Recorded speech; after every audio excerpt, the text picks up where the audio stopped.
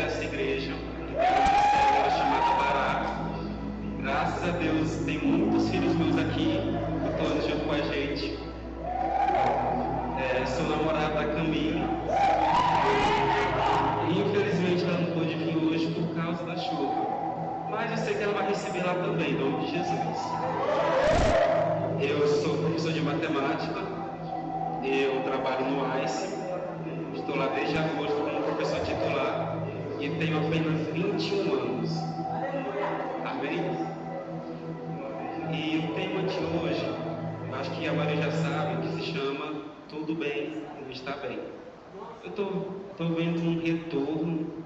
Tem como ajeitar, por favor? Amém.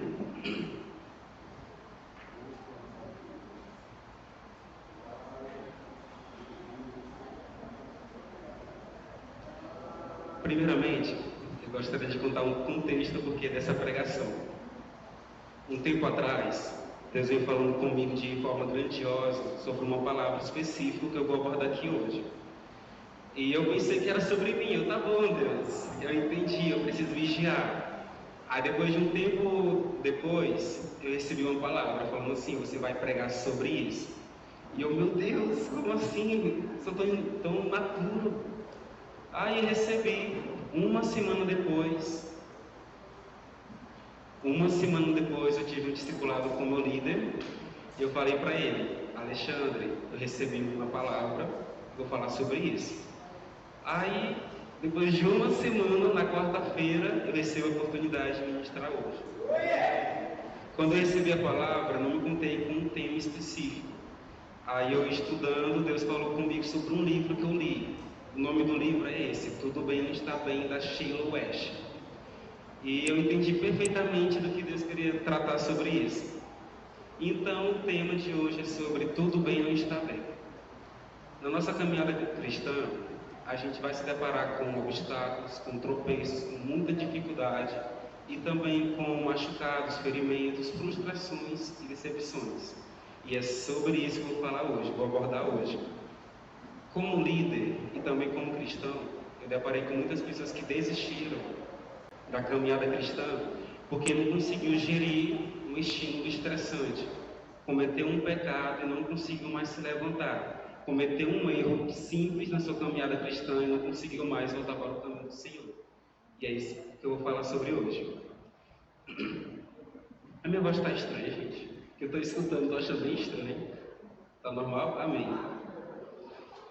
Então, assim, a gente hoje em dia vive numa sociedade que é muito difícil ser cristão, porque a gente sempre é bombardeado com ideologias, com pensamentos, com correntes filosóficas. Na escola a gente estuda sobre existencialismo, que é uma coisa que vai de frente com o cristianismo.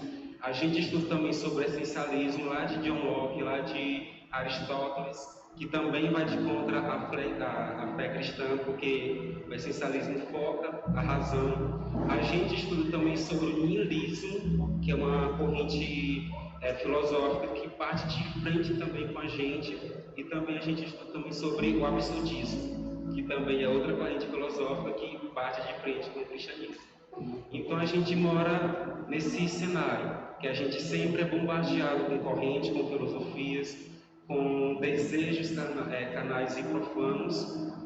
E como é que fica a vida cristã diante disso?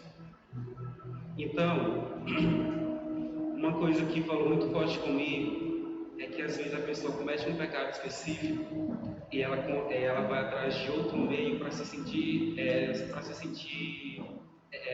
para se sentir correto, satisfeito. Então, assim, o cristianismo vai de frente com muitos desejos da gente. E a pessoa quer se sentir à vontade com esse desejo. Então, ela vai atrás de outras correntes filosóficas para se sentir aceita, para se sentir correta na sua história.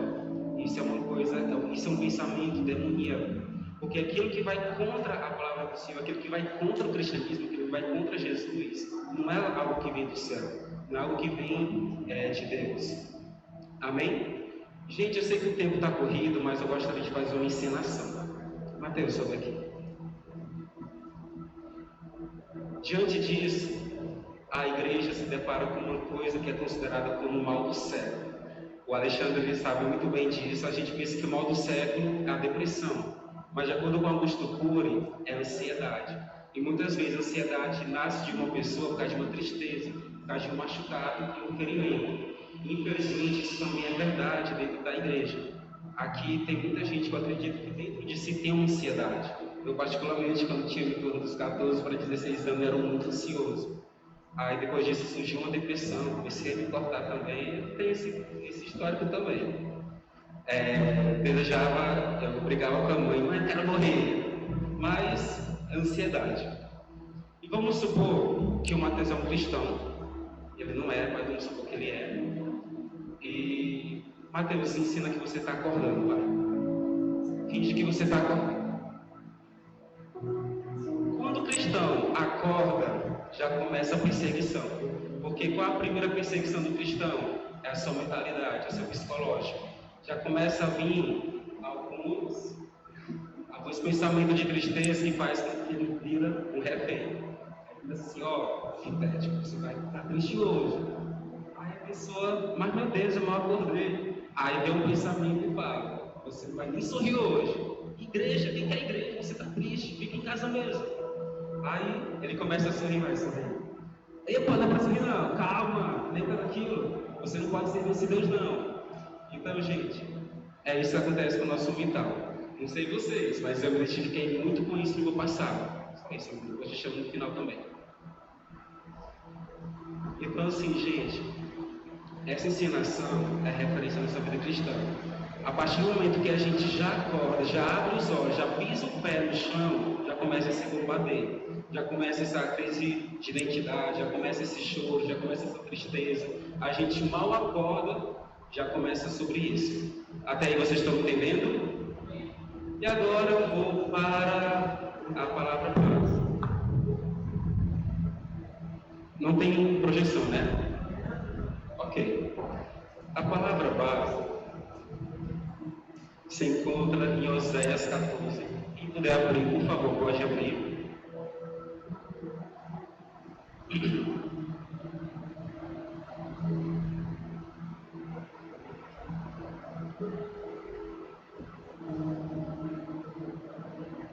Oséias 14, 1 ao 9. Amém? E essa chuva aqui não para, meu Deus. É bom que a gente fica aqui até 10 horas da noite, né? Eu mesmo não estou saindo aqui não. Amém, Deus. Posso ler, gente? Amém. Versículo 1. Volta, ó Israel, para o Senhor teu Deus, porque pelos teus pecados estás caído. Foca esse versículo, isso é muito importante.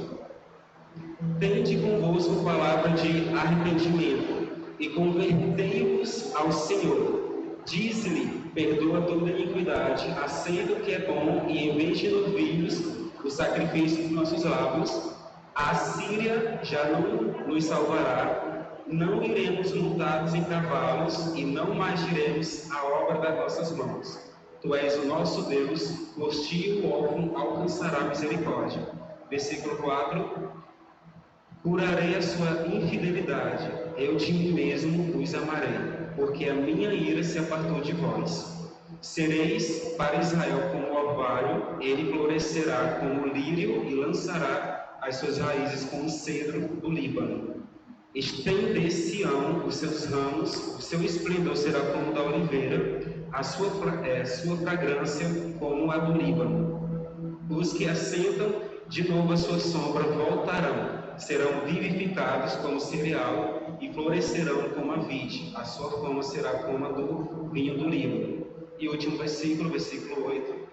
Ó Efraim, que tenho eu como os ídolos, eu te ouvirei e cuidarei de ti. Sou como cipreste verde, de mim procede o teu fruto.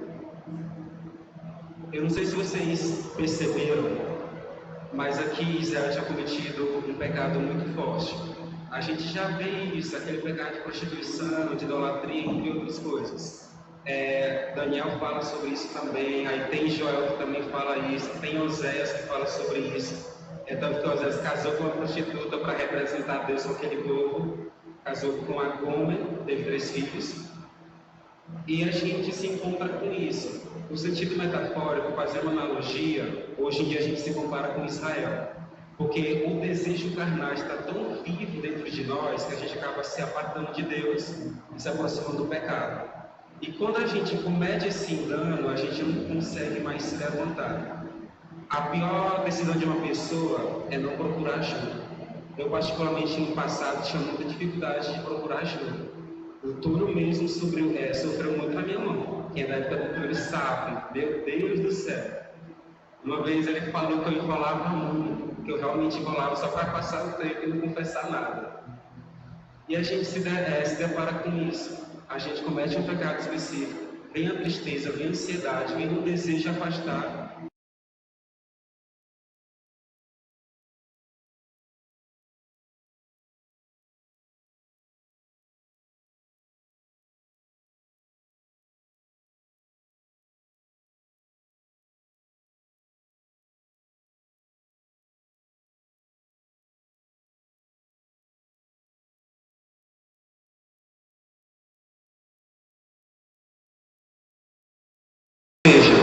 A gente tem a faca e o queijo na mão.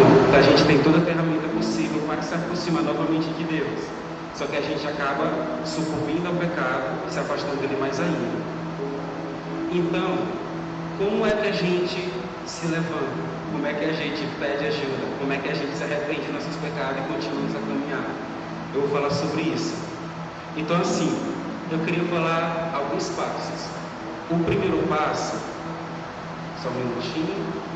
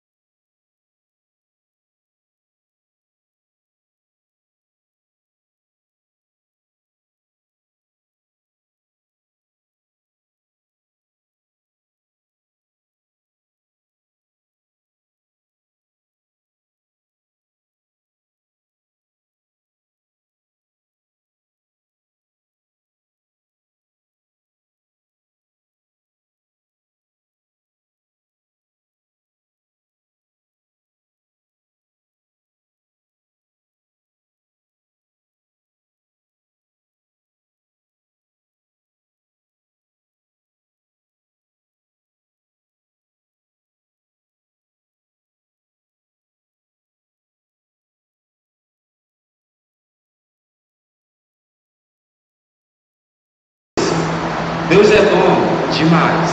Então a gente tem essa situação porque Deus tem uma infinita graça por nós. Tudo bem? Igreja, pode dar um amém, pode dar um graças a Deus. Aleluia. É só no louvor que tem isso. Se quiser bater palma também pode. Eu não brigo não. Então, o primeiro passo para identificar e reconhecer, a gente tem que ter essa permissão de se derramar aos pés do Senhor. Aí o versículo que eu queria destacar se encontra lá em Salmo 62, versículo 8. Diz o seguinte: confiai nele ó pó, em todo o tempo, derramarei perante ele o vosso coração. Deus é o nosso refúgio. Eu queria colocar nessa parte, derramarei perante ele o vosso coração. Então, se o nosso coração está o pecado, a gente tem que derramar esse pecado. Se nosso coração contém uma raiva, a gente tem que derramar essa raiva. Se nosso coração habita o ódio, a revolta, a frustração, a gente tem que derramar isso. Mas eu não entendi por quê. Porque lá em Salmos fala isso. Derramarei perante ele o vosso coração. O coração não habita só coisas boas, não. Então, assim, se o seu coração está desviado do caminho, você pode derramar ele perante os pés do Senhor. Gente, eu desconheço uma pessoa que ama isso mais do que Deus. Deus, ele ama ver um coração quebrantado, um coração aflito. A pessoa mesmo com raiva, não vai para a igreja hoje não, Deus. Deus está lá, falou comigo, meu Deus. Oh, amém. Certo? Então, assim, às vezes, a pessoa comete um pecado, comete um deslize, e ela começa a ter uma crise existencial. Não gosto da minha vida. Tô com dor no coração. Vou escutar uma música tristeza aqui. Vou ficar isolado no quarto. E a pessoa esquece que Deus, ele ama isso quando acontece com a pessoa. Porque através do nosso deslize, dos nossos erros, que a gente é lapidado. Certo, gente? Vocês têm essa noção, né? Ou seja, se eu cometo um pecado, eu vou aprender a lição. Eu não vou mais cometer esse pecado, porque eu aprendi a lição. Por quê? Porque doeu. Então, se doer, a gente aprende. Até porque quando dói, machuca. Então, deixa uma marca, né, gente? Então, quando deixa uma marca, a gente não quer cometer o pecado 2 vezes. Até aí, tudo bem? Então, o primeiro passo qual foi? Reconhecer, e o outro, gente? Identificar a gente. Vamos avivar aqui, povo. Amém? O segundo passo é admitir que a gente está travado e com dificuldade. O mal do ser humano é reconhecer quando ele está ruim, certo? O ser humano, a última coisa que ele faz é procurar Deus e procurar uma ajuda. A gente está falando sobre a célula, lá em Eclesiastes 4, 9 e 10 fala sobre isso. Para você procurar um amigo, para quando você está caído, você estiver caído, uma pessoa vai lá, dá a sua mão e levanta a pessoa. E o que acontece quando a pessoa está sozinha? Ela vai se sustentar onde? Não tem quem possa ajudar ela. Então a nossa igreja fala sobre isso. Se você tem um líder e não procura o seu líder, vou falar que você está sendo sem vergonha, sabe, gente? Você está sendo muito errado. Porque o líder está 100% disponível para te atender, certo? Se um liderado meu vir falar que eu não estou disponível, está com uma pedra, eu estou indo atrás, certo, gente? Então, assim, se você tem uma dificuldade, procure ajuda. A nossa igreja é uma coisa que se concentra muito em líder, certo? Uma célula é pequena, mas tem um líder, tudo bem? Então, assim, quando você estiver errado, admite. Pode doer? Pode doer. Acho que a pior coisa de quando a pessoa comete um pecado é confessar para outra pessoa o pecado que cometeu. Eu fico assim, como assim eu vou me abrir para uma pessoa que eu nem conheço? Gente, essa é a nossa filosofia. Se você não conhece a pessoa, você tem que confessar mesmo assim. Vitor, mas me fale onde é que isso está na Bíblia. Gente, lá em Tiago.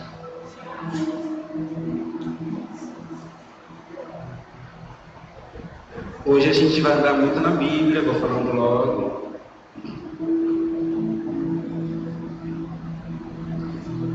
Lá em Tiago 5,16 diz o seguinte: confessai, pois, os vossos pecados uns aos outros, e orai uns pelos outros, para serdes curados. Muito pode, por sua eficácia, a súplica do justo. Ou seja, aqui está falando para confessar com uma parede, para uma tora de pau, para um piso, para uma cadeira. Aqui está mandando confessar uns para os outros, certo? E o que seria esse outro? Seria meu irmão, é o meu líder. Tudo bem, gente? Até aí alguma dúvida? Então, o primeiro passo, identificar e reconhecer. O terceiro passo, confessar e admitir que você está travado e com dificuldades. Tudo bem? Não importa qual seja a magnitude do seu pecado, você pode estar procurando o seu líder. A nossa igreja também tem um pastor. Nosso pastor também é muito acessível. Uma vez eu fui procurar o pastor, sair da sala maravilhado. Eu pensei que estava andando nas nuvens, de tão bom que a nossa conversa foi. O Fábio também é desse jeito. O Fábio conversa com ele, meu Deus do céu. Tipo assim, aquela conversa que você não quer mais terminar, e é só piso. O pastor também. Certo, gente? A gente tem que entender que na nossa caminhada cristã vai acontecer coisas horríveis, coisas que realmente vai nos entristecer. A gente gosta disso? Não gosta, só que a gente tem que estar preparado e forte para estar preparado quando isso acontecer com a gente. Toda caminhada cristã sempre vai passar por turbulência. Se a sua caminhada não está passando por turbulência, então você não está sendo cristão o suficiente. Porque todo cristão genuíno passa por turbulência. Certo, gente? Vou contar um testemunho da minha avó. Minha avó não pôde vir hoje, mas eu vou contar. A minha avó uma vez foi procurar o pastor Rubens e falou assim: pastor Rubens, eu estou desesperada, eu vou sair da igreja, não aguento mais ter essa vida cristã. O pastor Rubens vai clapar e falou assim: glória a Deus, irmã Neide, você está tendo realmente uma vida cristã. Ou seja, a minha avó estava agoniada, não quero mais saber de igreja. E o pastor lá batendo palma. Isso que é uma cristã de verdade. Amém, gente? Mas, Vitor, aonde é que fala isso na Bíblia? Gente, lá em Eclesiastes 9:11 fala sobre isso. Vou ler bem aqui que eu destaquei. Percebi ainda outra coisa debaixo do sol. Os velozes nem sempre vencem a corrida. Os fortes nem sempre triunfam na guerra. Os sábios nem sempre têm comida. Os prudentes nem sempre são ricos. Os instruídos nem sempre têm prestígio, pois o tempo e o acaso afetam a todos. Tudo bem? Eu posso ser uma pessoa de fé? Posso. Uma pessoa estabilizada espiritualmente? Posso. Mas isso não vai me privar de passar por dificuldade, ou passar por turbulência. Tudo bem? Ou seja, quanto mais dificuldade você passar, você fique grato. Não me lembro muito bem a passagem, mas eu acho que é lá em 1 João, alguma coisa assim, que fala assim: irmãos, tende por motivo de alegria passar por dificuldade. Então, assim, se você está passando por dificuldade, agradeça, obrigado, meu Deus. Abriu a panela, não tinha comida, obrigado, meu Deus. Foi caçar um leite em pó, não tinha, Deus, obrigado. Foi caçar café, balança, não tinha, Deus, aleluia, Deus. Então, assim, gente, tende por motivo de alegria passar por dificuldade, certo? Ou seja, se eu tenho interesse em lapidar uma pessoa, eu vou investir nessa pessoa, tudo bem? Ou seja, eu vou colocar desafio para essa pessoa, vou colocar dificuldade para ele estar preparado. Na nossa vida espiritual é a mesma coisa. Deus, ele nos ama, então ele vai nos preparar. Então, tudo que acontece na nossa vida sempre tem permissão de Deus, tudo bem? Até porque a gente tem que se adequar àquilo que é geral e universal. E o que é geral e universal, gente? É o Deus, certo, gente? Então, para a gente adequar àquilo que é geral e universal, a gente tem que ser lapidado. Tem uma metáfora que eu gosto muito de um diamante. Vocês acham que aquele diamante vem naquele formato bonitinho, gente? Não, gente, diamante é feio, é robusto. Ou seja, vai ter que ser forjado, lapidado, deve ficar uma coisa bonita, certo? Eu particularmente acho mais bonito a forma final do que a original, tudo bem? Mas para ele chegar no final, ele tem que levar muita pisa, muita lapidação. Então, para a gente ficar um diamante bonito, a gente também vai ter que sofrer um pouquinho, tudo bem? Mas isso não é para tristeza não, gente. Tudo bem? Uma coisa muito importante que no livro ressalta isso, a Sheila West, gente, que mulher extraordinária. Eu recomendo vocês lerem esse livro. Tipo, mexeu com meus paradigmas internos inteiros. É um livro muito difícil de ler porque ele é grande, mas é muito bom. E assim, ela fala que a gente tem permissão e autoridade de protestar a Deus. E ela fala assim, só um minutinho.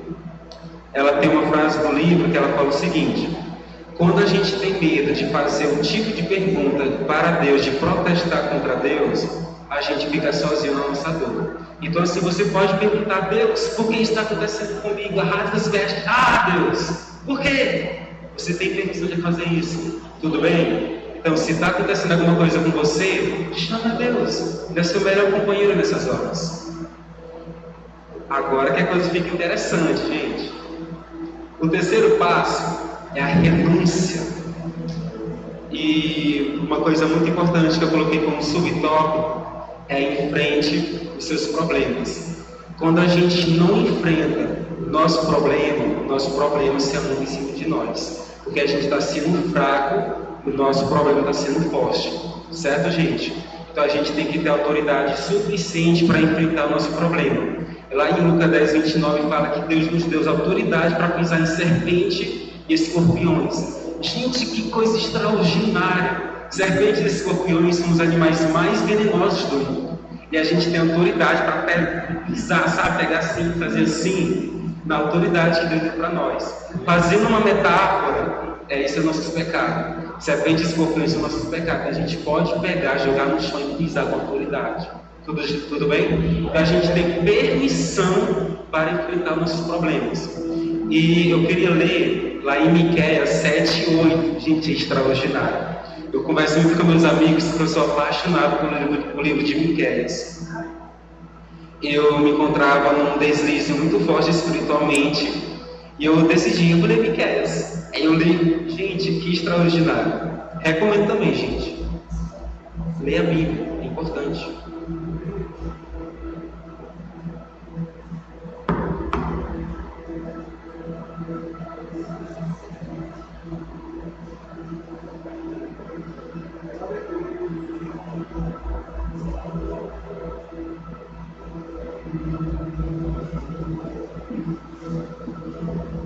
Bom, vamos lá. Miqueias 7, a partir do 8. Presta atenção nesse versículo. Ó inimiga minha, aqui é um pecado específico do profeta. Não te alegres a meu respeito, ainda que eu esteja caído, levantar-me-ei, e se morar nas trevas, o Senhor será minha luz. Versículo 9. Sofrerei a ira do Senhor, porque pequei contra ele, até que julgue a minha causa e execute o meu direito. Ele me tirará para a luz e eu verei a sua justiça. Versículo 10. A minha inimiga verá isso, e a ela cobrirá a vergonha, a ela que me diz, onde está o seu Deus? Os meus olhos a contemplarão, agora será pisada meus pés como a lama nas minhas solas. Então, gente, que versículo extraordinário é esse 8? Ó inimiga minha, eu estou caído, eu estou errado, eu admito que eu estou errado, mas eu não vou ficar caído, porque o Senhor é a meu favor. Aqui a gente vê o contratismo, o vitimismo. Oh meu Deus, estou ruim. Não, gente, ele está cheio de autoridade. Eu estou errado, estou, Deus, eu sei que eu estou errado. Porque no 9 ele fala isso, eu vou sofrer a ira do Senhor, porque eu pequei contra ele. Então assim, ele tem noção, ele tem a plenitude que ele está errado, ele tem a plenitude de quem ele é em Deus, e ele tem a plenitude da autoridade que ele tem em Deus, certo? E eu proclamo isso na vida de vós, na nossa vida, o espírito de Miqueias, essa autoridade máxima de chegar no nosso pecado e pisar. Lembra de Lucas que eu falei aqui de pisar em serpentes e escorpiões? Lá no final ele fala, será pisado os meus pés como a lama nas minhas solas, como a lama nas ruas. Certo, gente? Então a gente cair, estou envergonhado, gente, levanta em nome de Jesus, você tem toda a ferramenta nas suas mãos. Eu acho incrível que Miqueias estava todo errado, mas ele não se coloca como uma vítima. Ah, meu Deus, ele não tenta justificar o seu pecado. Ah, Deus, é porque, sabe, eu tenho uma dificuldade, estava num site e tal. Ele não faz isso, gente. Ele realmente admite que ele está pecado, ou que ele está em pecado, que ele está errado, e se levanta. Tudo bem, gente? O mal dessa sociedade, gente, é que a gente encontra com pessoas que passam por muito antagonismo. Não sei vocês, mas eu conheço muita gente que gosta de falar a verdade, mas na hora que a verdade vem para ela, ela se sente uma vítima. Você falou isso de mim? Não acredito. Então assim, eu acho que na meio social tem muito isso, na universidade nem se fala. A pessoa fala a verdade na cara dos outros, logo sou afrontoso também fala a verdade.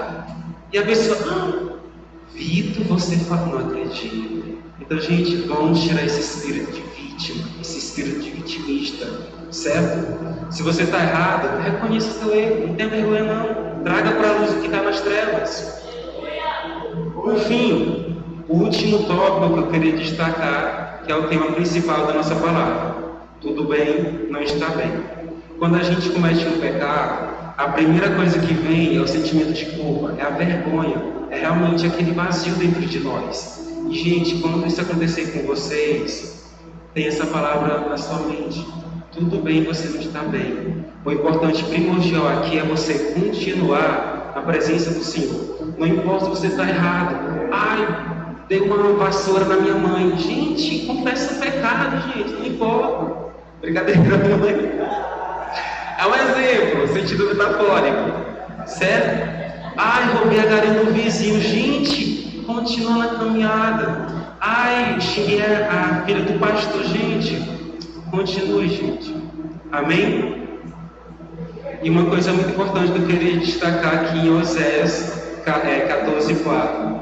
Você está errado, você cometeu um pecado, você está todo equivocado. Olha esse versículo. Curarei a sua infidelidade.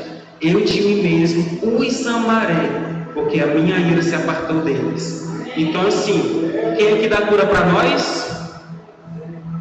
É meu vizinho? É o meu gato? É meu papagaio? Gente, é Deus. Se eu estou doente, eu vou atrás de um remédio. Se eu estou doente, ai, não pode esse remédio. Não, gente, não existe isso não. Eu passo por dor de cabeça, eu procuro um remédio na mesma hora, certo? E na vida espiritual, quem é o nosso remédio? Então, se eu estou doente, eu vou ficar longe do remédio? Não, gente, qual a lógica disso? Meu Deus, está repreendendo esse pensamento, certo? Se tem um corpo doente, então é bom você procurar por uma cura. E Deus continua: eu de mim mesmo os amarei. O povo de Israel merecia se amar? Não merecia. A prostituição estava muito forte no povo de Israel. Mas mesmo assim Deus fala: eu os amarei, eu estou contigo, eu quero continuar com vocês. Aí lá no finalzinho ele continua: porque a minha ira se apartou de vocês. Certo? Até aí tudo bem? Uma coisa muito importante, gente, Deus falou isso muito forte comigo também no meu devocional. Muitas vezes quando a gente comete um pecado, Deus ele já nos perdoa. E a dificuldade é que a gente não consegue se perdoar. A gente fica mexendo no nosso pecado. A gente fica fazendo aquele sentimento de culpa. Aí fica remoendo o pecado. Então, tipo assim, às vezes Deus nem se lembra do que a gente cometeu. A gente lá, oh meu Deus, 15 de abril de 85, cometi, oh meu Pai, me perdoe. Gente, 85 já passou, gente. Ah, em 2014 joguei a pedra na igreja. Oh meu Deus, me perdoe. Gente, isso já foi perdoado. Tenha isso em mente. Quando esse pensamento vem, é para trabalhar nossa caminhada cristã. Todo pensamento negativo não provém de Deus. Até porque o nosso Deus é um Deus positivo. Certo, gente? Até aí tudo bem? E eu queria falar lá em Isaías 43:25. Fala sobre isso. Sou eu mesmo, aquele que apaga suas transgressões por amor de mim e que não se lembra mais de seus pecados. Gente, guarda esse versículo. Anota aí, gente, isso é importante. Tira um print da Bíblia. Porque, gente, sou eu. Eu quem? É o profeta de Isaías? É a mula do Balaão? Não, gente, é Deus. Eu mesmo, aquele que apaga suas transgressões, aquele que apaga seus pecados, suas iniquidades, por amor de mim, e que não se lembra mais de seus pecados. Então, gente, se você está remoendo seu pecado, cria vergonha na cara, porque o seu pecado já foi perdoado. Deus nem se lembra mais, já foi jogado lá do esquecimento, e você fazendo de vítima. Ah, meu líder, porque eu estou tão ruim hoje. Oh, Jesus, não vou para a igreja hoje? Gente, que tem esse pensamento, em nome de Jesus, está repreendido, gente. Se você está doente, procura a igreja. Gente, quando eu estou ruim, eu nunca vim para a igreja.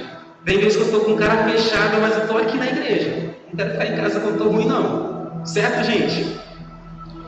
Beber água, porque eu também mereço, né, gente?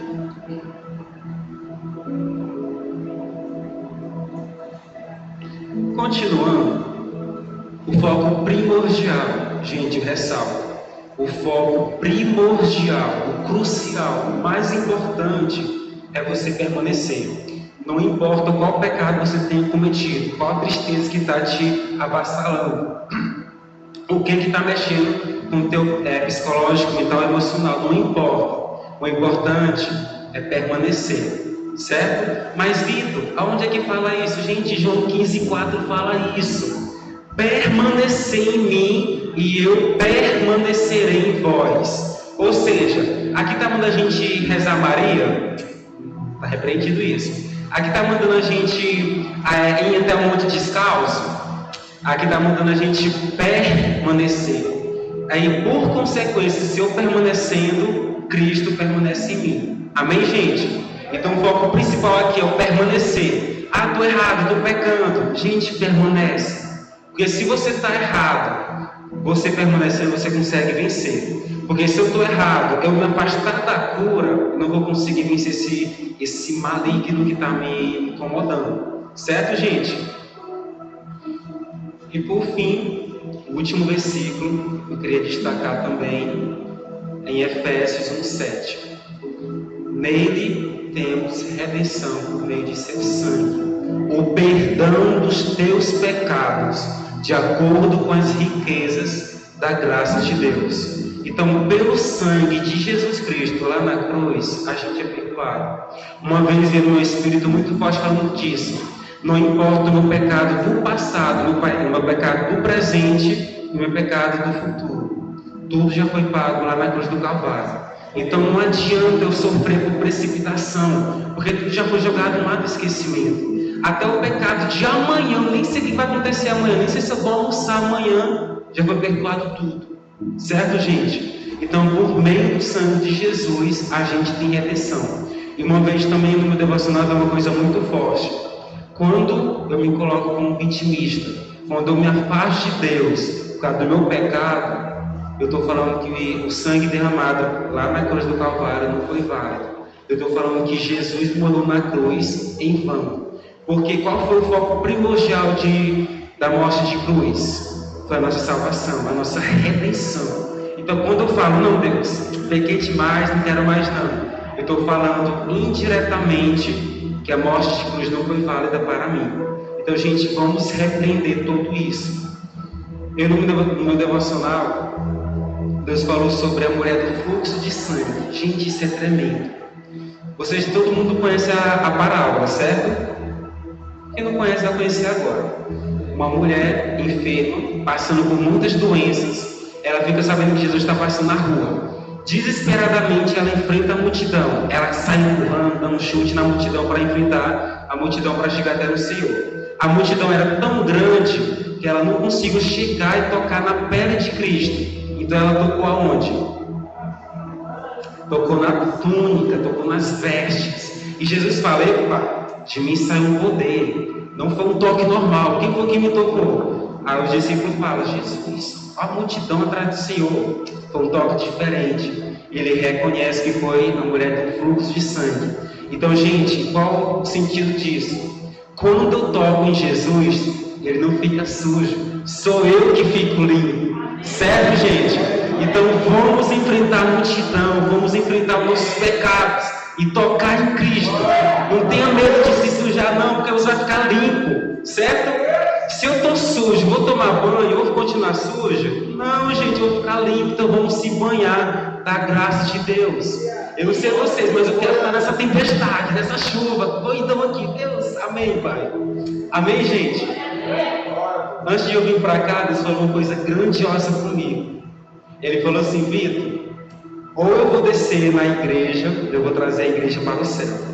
Uma das duas coisas vai acontecer. Eu lá atrás pulando e ver isso novamente. Eu, meu Deus, aleluia, Pai, aleluia, Deus, glória a Deus. Amém, gente? Eu acredito que eu falei tudo que Deus falou comigo. Falei tudo, gente. Então, assim, já para finalizar, se você não se encontra bem, continue. Foque nesses passos. Tudo bem? Quais foram os passos que eu coloquei aqui, gente? Identificar, reconhecer, confessar e qual foi o último? Renunciar, que é enfrentar o meu pecado, enfrentar o meu medo. Certo, gente? Uma coisa que Deus colocou comigo também muito forte, já estou finalizando, gente. Vou tirar aqui o slide. é que tudo que acontece no nosso mental tem um foco espiritual. Gente, foque nisso. O nosso foco primordial sempre tem que ser o espiritual. Depois do espiritual não vem o pessoal, vem o psicológico, emocional, sentimental. Certo, gente? Então, se a minha vida espiritual está ruim, o restante da esfera social da minha vida também vai estar ruim. Certo? Não tem lógica eu estar ruim espiritualmente e a minha vida espiritual continuar, a minha vida psicológica continuar. Não tem como eu ter paz cometendo um pecado. Não tem como eu ter uma vida de santidade se eu não estou conseguindo largar um pecado específico. Certo, gente? Então, para a gente ter paz, uma paz genuína, a gente tem que largar nossos pecados. Certo, gente? Então, gente, era isso a palavra que eu queria trazer para vocês. Deus falou muito forte comigo que a gente encontra com uma sociedade que as pessoas não sabem fazer. O que fazer quando comete um pecado? Eu posso ir para a igreja? Eu posso orar? Posso ler a palavra? A gente pode. O Espírito de Deus não se afastou de você. Foi você que está se afastando de Deus. Vai com Deus, mãe. Te amo. Gente, é minha mãe, gente. É linda demais. Amém, gente? Então a gente tem que ter essa mentalidade. Para eu ser próspero nas esferas sociais, primeiramente, eu tenho que estar próspero na vida espiritual. Vitor, mas por que você fala isso, gente? Eu tenho uma história horrível em relação psicologicamente. Até hoje não foi muito normal, não. E assim, no meu passado, eu tive uma depressão muito severa. Eu realmente, todo final de ano, a minha oração era essa: Deus, se o Senhor me ama, o Senhor me leva hoje. E quando eu acordava no dia seguinte vivo, eu ficava levantado: mas Deus, minha oração de ontem, o Senhor não me ouviu não? Então assim, o meu histórico de depressão é horrível. Devido à minha depressão, por má influência também, eu conheci o vício da bebida e também do fumo. A minha depressão era tão grande, gente, que eu pegava um cigarro e me queimava. Eu não me convidava mais a me mutilar, então eu pegava o cigarro. Até hoje eu tenho cicatrizes, são coisa nojenta. Enfim, eu pegava o cigarro e me queimava por causa da depressão. Então, se eu falo isso hoje, eu sei muito bem como é passar por tudo isso. Infelizmente, eu também tenho muita coisa que mancha a minha história que eu não posso falar aqui, não vou me expor demais. Mas o mais importante é esse. E até hoje eu vejo o brilho de Deus na minha vida. Eu vejo Deus agir na minha vida. Eu conversando com o Michel lá no meu serviço, eu trabalho no ARS, Instituto Cristão de Educação. Eu conversando com uma criança, eu vejo agir de Deus. Meu Deus, que lindo, Pai! Então assim, gente, a presença de Deus hoje em dia está tão viva que ou você vira crente ou você não vira. Aí a decisão é com você. Certo, gente? Então assim, se você está passando por dificuldades emocionais, sentimentais, psicológicas, tem como continuar uma vida cristã, porque eu sou fruto disso, eu sou um exemplo muito importante disso. Eu não vou contar muito porque é muita vergonha, né, Michel? Michel sabe muito bem disso. Então assim, gente, eu lá atrás, Deus falou comigo também para fazer uma oração. E a oração que eu queria fazer é sobre santidade. E vida tem que ter a ver emocional, não estar bem, espiritual, gente, tem tudo a ver. Amém? Queria chamar o Ministério de Louvor. Cadê o restante do... Gente, vamos tocar lá Lágrima de Fogo. Amém? Quero pular. Tem todo mundo. Vem também, Júlio. Arrasa o violão. Apaga a luz, quero tudo escuro. Apaga, vai. Vamos se concentrar aqui com Deus, vamos se conectar. E uma coisa muito importante, vamos se desprender das cadeiras. Por favor, tira as cadeiras. Hoje o céu desce ou a gente sobe, amém, gente? Vamos ter uma vida de santidade. Vamos focar naquilo que nos está bem para ficar bem a partir de hoje, amém? Se você não se encontra numa situação muito boa espiritualmente, eu tenho uma ótima notícia.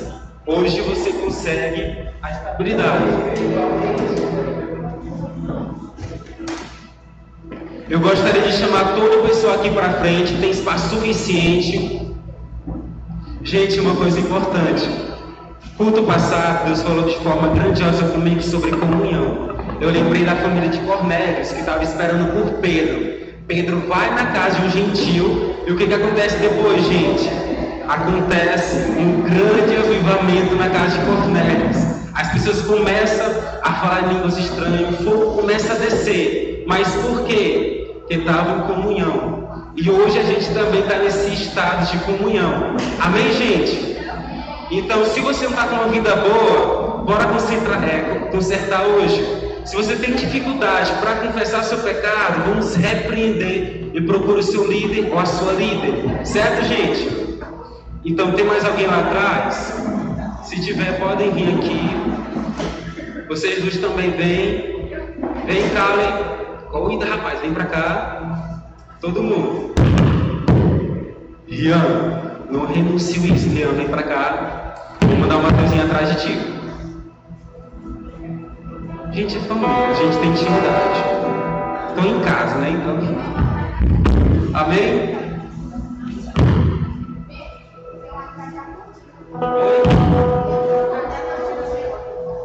Amigo, vem pra cá, rapaz. Tá com uma pedra. Se escondendo de quê, moço? Vem.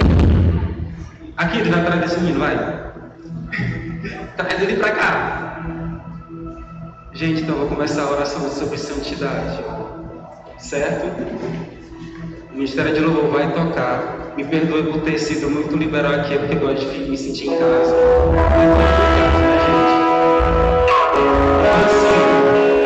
Vamos fechar os olhos. Vamos chamar a presença do foco principal daqui hoje. O foco principal não é a palavra, não é o louvor. O foco principal é o Santo Espírito. Então vamos clamar aquele que deve estar aqui hoje. Vamos proclamar um ambiente de avivamento. Certo, gente? Então vamos lá. Não se prenda com seus amigos. Se sinta à vontade. Às vezes você quer abrir o braço, a amiga está aqui do lado. Gente, se desprende não. Certo? Sinta-se em casa, fique à vontade. Amém? Então vamos começar a oração, gente. Pai querido, Pai amado, muito obrigado por tudo que o Senhor fez aqui hoje, Pai. Obrigado pelo seu mover, obrigado pela direção, obrigado pela palavra, obrigado pelos louvores, obrigado por todo mundo que está aqui hoje, meu Deus. Muito obrigado por tudo, Pai, porque até aqui o Senhor nos ajudou, Pai. Pai, eu também quero orar, meu Deus, sobre santidade, Pai. Venha trazer santidade para o seu povo, venha trazer santidade, meu Deus, para a geração eleita, Pai, a geração do grande avivamento, Pai. Em nome de Jesus, que a gente venha, meu Deus, ter santidade no agir, santidade no falar, santidade no pensar, meu Deus, santidade nas ações, Pai, santidade em tudo aquilo que eu venho fazer, que eu venho ter o foco principal em santidade, Pai, em nome de Jesus. Entender, meu Deus, tudo aquilo, Pai, que veio para trabalhar seus filhos na caminhada, se é um pensamento, um sentimento, uma emoção, venha aí por terra, Pai, em nome de Jesus, Deus, em nome de Jesus, Pai, venha abençoar, meu Deus, o seu povo, Pai, venha continuar com eles, meu Deus, todo santo dia, Pai, em nome de Jesus. Continue conosco, Pai, porque ainda não acabou. Eu sei que você vai fazer muita coisa ainda aqui, Pai.